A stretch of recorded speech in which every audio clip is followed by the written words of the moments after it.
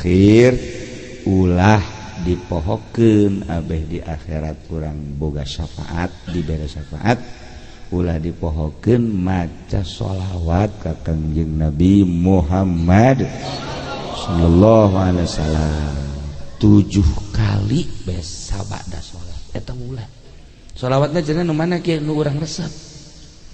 urang resep urang sholat nariyah mangga munjiat mangga teh cenah sholat Ibrahimiyah ben sok dipake ai sholat bagus panjang ting cenah teman kiai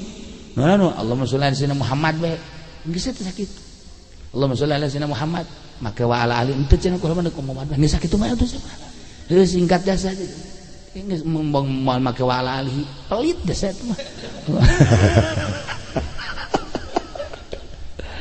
ngan bagus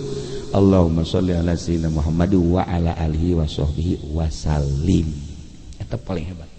Allahumma sholli ala sayyidina Muhammad wa ala alihi wa sahbihi wasallim lamun endek eta ajaran nu biasa Allahumma sholli ala sayyidina Muhammad wa ala sayyidina Muhammad bagus paling hebat Allahumma sholli ala sayyidina Muhammad wa ala alihi wa sahbihi wasallim ngan mun eta tah 11 macana nya tengetkeun tah